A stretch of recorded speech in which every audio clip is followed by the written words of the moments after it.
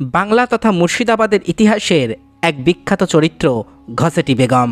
পলাশির যুদ্ধের অন্যতম ষড়যন্ত্রকারী তিনি। ঘসেটি বেগম ছিলেন নবাব আলীবর্দী খাঁর জ্যেষ্ঠ কন্যা। প্রথমে তার নাম ছিল মেহেরুন্নেসা, পরে তিনি ঘসেটি বলেই পরিচিত হন। তবে অনেকেই তাকে ছোট বেগম হিসেবেই জানত, কারণ তার স্বামী নওয়াজিস মোহাম্মদ ছিলেন ঢাকার ছোট নবাব। মুর্শিদাবাদের জনমানসে তার পরিচয় মতিঝিলের বেগম বলেই ছিল, কারণ তার স্বামীর তৈরি মুর্শিদাবাদের অদূরে মতিঝিল প্রাসাদেই তিনি বসবাস করতেন। আলীবর্দী ঘসেটির বিবাহ দেন তার দাদা হাজী আহমেদের জ্যেষ্ঠ পুত্র নওয়াজিস মোহাম্মদের সঙ্গে। বাংলার মসনদ দখল করার পর তিনি নওয়াজিসের ঢাকার ডেপুটি গভর্নর নিযুক্ত করেন। নওয়াজিস প্রথম যৌবনে তার উচ্ছৃঙ্খলতা, নিষ্ঠুরতা এবং বদ চরিত্রের জন্য কুখ্যাত ছিলেন, কিন্তু পরে তার চরিত্রে বিরাট পরিবর্তন আসে। শাসক হিসাবে তিনি বেশ জনপ্রিয় হয়ে ওঠেন এবং সুখ্যাতি অর্জন করেন। তবে কোনো কোনো ঐতিহাসিকের মতে ভগ্ন স্বাস্থ্য ও নিজস্ব বুদ্ধিমত্তার অভাবের জন্য তিনি ঢাকার শাসনভার তুলে দিয়েছিলেন পত্নী ঘসেটি বেগম এবং তার প্রিয় পাত্র হোসেন কুলি খাঁকে। ঘসেটি বেগম এবং নওয়াজিস মোহাম্মদের কোনো সন্তান ছিল না, তাই তারা সিরাজদৌল্লার ছোট ভাই একরামউদ্দৌলাকে দত্তক নেন। একরামউদ্দৌলা নওয়াজিসের নয়নের মণি হয়ে ওঠেন এবং তার জীবনের একমাত্র আনন্দের উৎস ছিলেন। এদিকে আলীবর্দী খান 1752 সালে তার দুই জামাতা ও ভ্রাতুষ্পুত্র নওয়াজিস মোহাম্মদ এবং পূর্ণিয়ার নবাব সৈয়দ আহমদকে বাদ দিয়ে তার প্রিয় দৌহিত্র সিরাজদৌল্লাকে তার উত্তরাধিকার হিসাবে মনোনীত করেন। এতে মনে হয় নওয়াজিস খুবই ক্ষুব্ধ হন এবং তখন থেকেই তিনি তার বেগম ঘসেটিকে প্রধানত মুর্শিদাবাদ এবং তার মতিঝিলের প্রাসাদে নিয়েই বসবাস করতে থাকেন। এর কিছুদিন পরেই 1754 সালে তার দত্তক পুত্র এবং প্রাণাধিক প্রিয় একরামউদ্দৌলা বসন্ত রোগে আক্রান্ত হয়ে মারা যান। নওয়াজিস এই নিদারুণ শোক সহ্য করতে পারলেন না। 1755 সালের ডিসেম্বরে তার মৃত্যু ঘটে। মতিঝিলের প্রাসাদে একরামউল্লার পাশেও তাকে সমাধিস্থ করা হয়। নওয়াজিসের মৃত্যুর পর ঘসেটি বেগম ঢাকার শাসন ব্যবস্থা পুরোপুরি হোসেন কুলির হাতে দিয়ে দেন। আগেই বললাম, ঘসেটি বেগমের সঙ্গে হোসেন কুলির একটি অন্যরকম সম্পর্ক ছিল। কথিত আছে আলীবর্দীর বেগম সরফুন্নেসা কৌশল করে সিরাজদৌল্লাকে দিয়ে হোসেন কুলিকে হত্যা করান। এরপর ঢাকার শাসনভার চলে যায় নওয়াজিস পত্নী ঘসেটির আরেক প্রিয়পাত্র এবং ঘনিষ্ঠ রাজবল্লভের হাতে। নওয়াজিস অত্যন্ত ধনী ছিলেন এবং তার মৃত্যুর পর তার বেগম ঘসেটি সব কিছুর মালিক হন। ঘসেটি বেগম প্রথম থেকে সিরাজদৌল্লার প্রতি বিরূপ ছিলেন। প্রথমত তার আশঙ্কা ছিল সিরাজদৌল্লা নবাব হয়েই তার ধন সম্পত্তি বাজেয়াপ্ত করবে। তাছাড়া তিনি সিরাজদৌল্লার বিরুদ্ধে ষড়যন্ত্র করে নিজের মসনদ দখল করতে চেয়েছিলেন। আলীবর্দী তার জীবিতাবস্থায় দুজনের মধ্যে আপোষ মীমাংসার চেষ্টা করেছিলেন, কিন্তু বিফল হন। বৃদ্ধ নবাব 80 বছর বয়সে 1756 সালের 9 কিংবা 10ই এপ্রিল মারা যান। খোশবাগে তাকে সমাধিস্থ করা হয়। নবাব আলীবর্দীর মৃত্যুর পর সিরাজদৌল্লা 10ই এপ্রিল 1756 সালে মুর্শিদাবাদের মসনদে বসেন। প্রথমেই তিনি মসনদের জন্য তার প্রতিদ্বন্দ্বী ঘসেটি বেগমের সঙ্গে মোকাবিলা করতে চান। স্বামী নওয়াজিসের দৌলতে ঘসেটি প্রচুর ধনসম্পত্তির অধিকারী হয়েছিলেন। তাছাড়া হোসেন কুলির মৃত্যুর পর ঢাকার শাসনভার তার হাতেই ছিল। সেই রাজবল্লভও ঘসেটি বেগমের দলভুক্ত হয়ে সিরাজদৌল্লার বিরুদ্ধে বেশ শক্তিশালী চক্র গড়ে তোলেন। এদিকে সিরাজও সন্দেহ করেছিলেন যে ঘসেটি এবং রাজবল্লভ ইংরেজদেরও তাদের দলে সামিল করার চেষ্টা করছে। এই সন্দেহ একেবারে অমূলক। ইউরোপীয় কোম্পানিগুলির রেকর্ড থেকে এর সত্যতা প্রমাণ করা যায়। বাংলায় ফরাসি কোম্পানির অধ্যক্ষ রেনল্ড লিখেছেন যে ইংরেজদের ধারণা হয়েছিল ঘসেটি বেগমের দলকে কেউ রুখতে পারবে না। ঘসেটি মসনদ দখল করবেন, সিরাজদৌল্লার পতন অনিবার্য, তাই তারা বেগমের সঙ্গে সিরাজের বিরুদ্ধে ষড়যন্ত্রে পারবেন না। এই অভিমত অন্য একটি ফরাসি তথ্য পাওয়া গেছে। ইংরেজদের মধ্যে অনেকের লেখা থেকে এটাও স্পষ্ট, হলওয়েলের নিশ্চিত বিশ্বাস ছিল সিরাজদৌল্লার বিরুদ্ধে ঘসেটি বেগমের সাফল্য সম্বন্ধে কোনো সন্দেহ নেই। এমনকি কলকাতার গভর্নর রজার ড্রেকেরও ধারণা ছিল ঘসেটি বেগমের বিরুদ্ধে সিরাজের সফল হওয়ার কোনো সম্ভাবনা নেই। এই পরিপ্রেক্ষিতে ঘসেটি বেগমকে শায়েস্তা করা ছাড়া সিরাজদৌল্লার কোনো অন্য উপায় ছিল না। সমসাময়িক ঐতিহাসিকদের কেউ কেউ অবশ্য বলেছেন ঘসেটি বেগমের ধনসম্পদ হস্তগত করাই ছিল সিরাজের প্রধান উদ্দেশ্য। এটা মনে হয় সর্বাংশে সত্য নয়, তবে সঙ্গে সঙ্গে এটা বলা প্রয়োজন যে সিরাজদৌল্লা ভাবতেই পারেন যে ঘসেটি বেগমের হাতে যে প্রভূত অর্থ আছে তা তিনি সিরাজের বিরুদ্ধে চক্রান্তে নানাভাবে কাজে লাগাবেন। সেজন্য তার কাছ থেকে ওই সম্পদ বাজেয়াপ্ত করা জরুরি মনে করেছেন নবাব সিরাজদৌল্লা। ঘসেটি বেগম যে তার ঐশ্বর্য ছড়িয়ে নানা শ্রেণীর লোককে তার দলে টানছিলেন তা ফরাসি ইতিহাসে বর্ণিত আছে। তবে নবাব সিরাজদৌল্লা ঘসেটি বেগমের বিরুদ্ধে প্রথমে কোনো জবরদস্তি করেননি, তিনি আপোষ মীমাংসার চেষ্টাই করেছিলেন।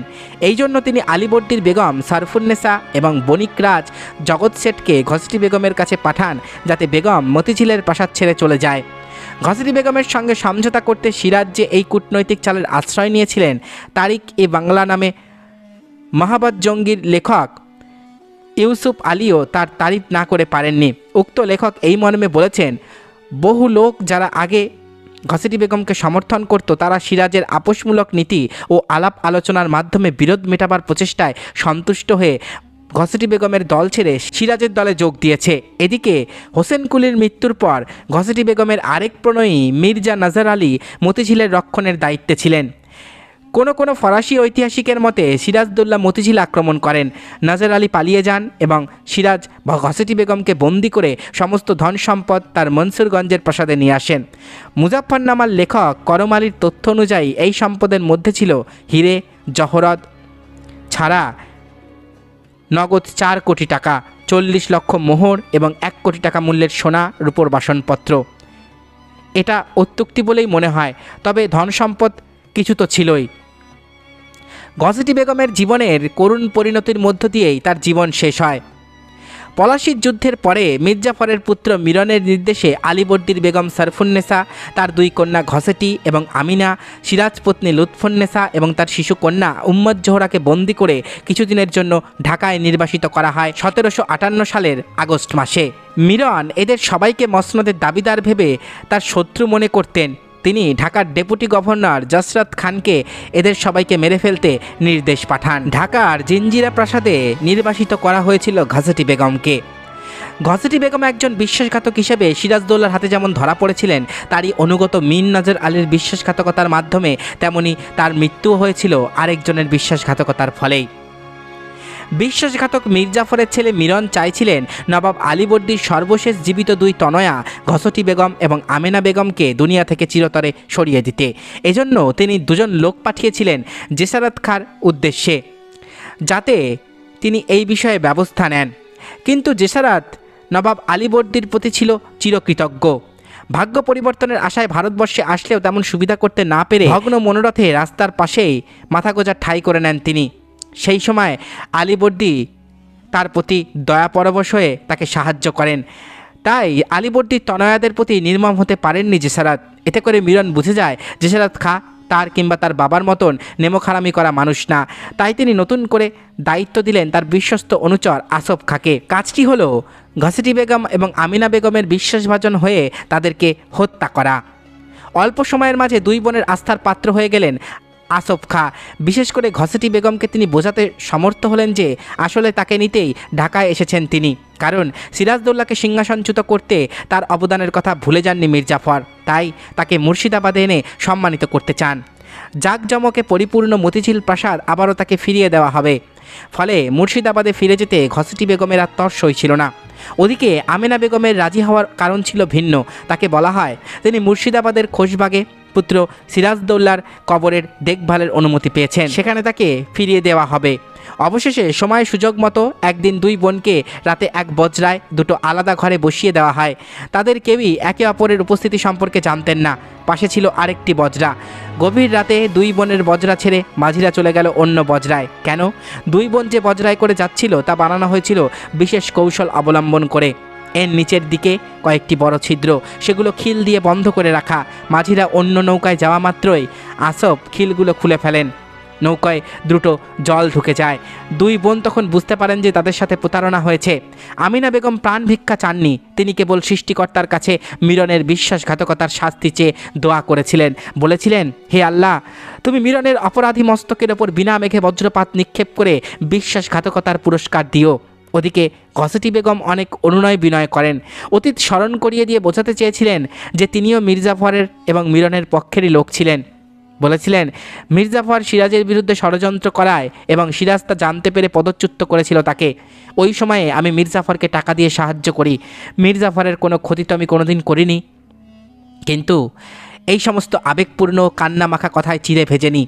যাদেরকে তিনি এককালে রক্তের সম্পর্কের চেয়েও বেশি আপন বলে মনে করতেন, তাদেরই পাতা ফাঁদে প্রাণ বিসর্জন দিতে হয় তাকে অসহায়ভাবে।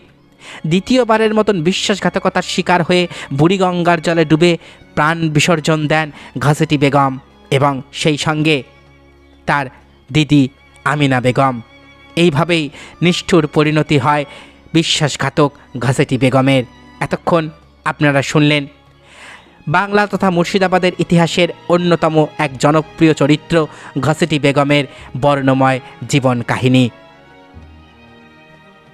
আশা করি ভিডিওটি আপনাদের ভালো লেগেছে।